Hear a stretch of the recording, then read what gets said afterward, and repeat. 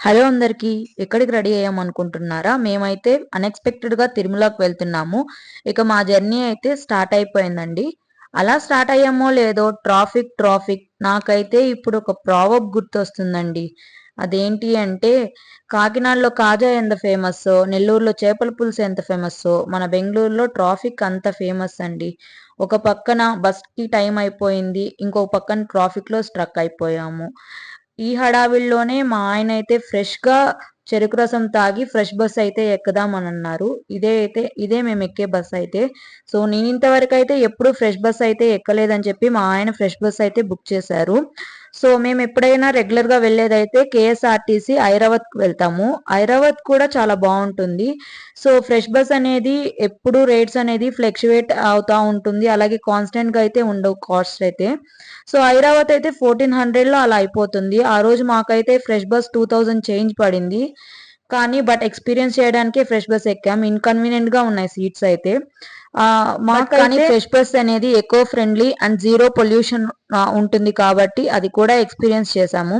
So, ఇక్కడైతే మాకు bus లాంటి స్నాక్స్ కిట్ అయితే ఇచ్చారు. దీంట్లో అయితే పెప్పర్ బోట్ మ్యాంగో జ్యూస్ ఒకటి అండ్ మిల్లెట్స్ చిప్స్ ఒకటున్నాయి. అండ్ ఒకటి మిల్లెట్స్ చిక్కీ ఉంది. సో, హెల్త్ పరంగా ఈ స్నాక్స్ చాలా బెస్ట్ అండి. సో, ఈ స్నాక్స్ అయితే నాకు చాలా బాగా నచ్చాయి. అలాగే మనం ఫేస్ వైప్ కూడా ఇచ్చారు. ఇక మేమైతే తిరుపతికి రీచ్ అయిపోయాం. అలిపిరి దగ్గర ఉన్న భూదేవి కాంప్లెక్స్ దగ్గర ఎస్ఎస్‌డి టికెట్స్ కోసం వెయిట్ చేస్తున్నాము. సో, మా లైఫ్‌లో ఫస్ట్ టైమ్ అండి మేము టికెట్స్ లేకుండా తిరుమలకి రిస్క్ చేసి మరీ వచ్చాము. మేమైతే ఈ క్రౌడ్‌ని చూసి అసలు మాకు టికెట్స్ దొరుకుతాయా లేవా అని కూడా మేము ఎక్స్‌పెక్ట్ చేయలేదు. రిటర్న్ టికెట్స్ కూడా చూసుకున్నాము. అసలు మాకొస్తాయా లేవా అనేది.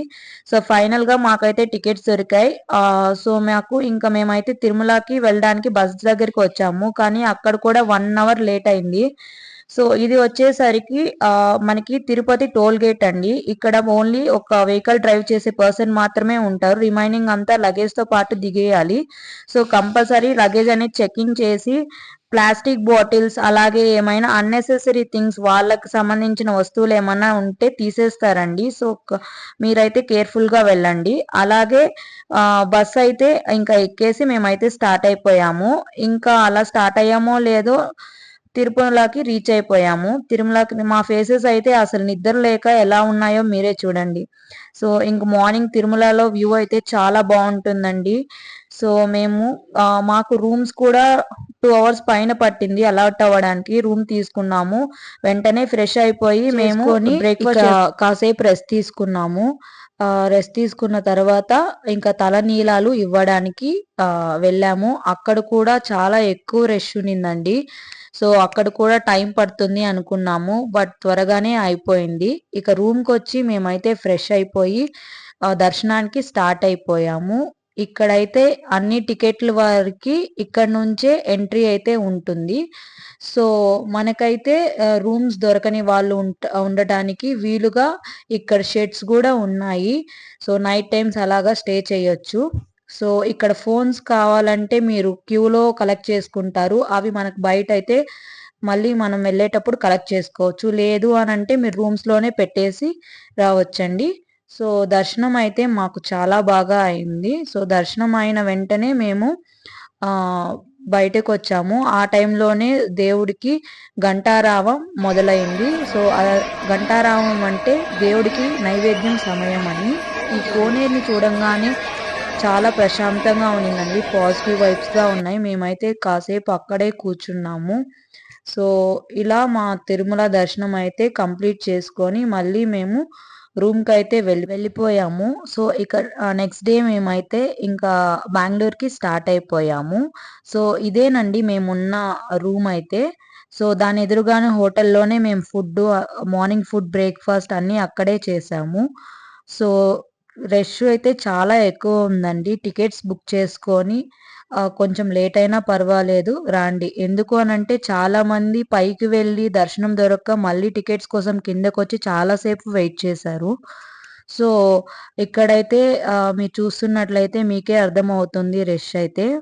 ఇక మేమైతే బయలుదేరిపోయాము. అలాగే ఇక్కడ తిరుమలకి వెళ్ళడానికి 2 వేస్ ఉంటాయండి. వచ్చేదానికి ఒక వే ఉంటుంది. వెళ్ళేదానికి ఒక వే ఉంటుందండి.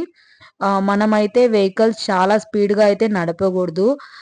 మనం ఈ టైంకే ఎగ్జాక్ట్ టైంకే రావాలి. ఇంత టైంకే పైకి చేరుకోవాలి అని ఉంటుంది. ఎందుకు అనంటే ఆ టైం క్రాస్ చేసామంటే ఫైన్స్ అయితే కంప్లీట్‌గా చార్జ్ చేస్తారండి. అందుకోసం ఓవర్‌టేక్ చేసుకొని అలా అయితే రావద్దు. కారుల్లో వచ్చేవాళ్ళు కూడా కొంచెం స్లోగానే రండి. ఒకవేళ స్పీడ్‌గా వచ్చినా గానీ సైడ్ చాలా వ్యూ పాయింట్స్ ఉంటాయండి. మీరక్కడ అయితే దిగి ఫోటోస్ తీసుకొని నిదానంగానే రాండి.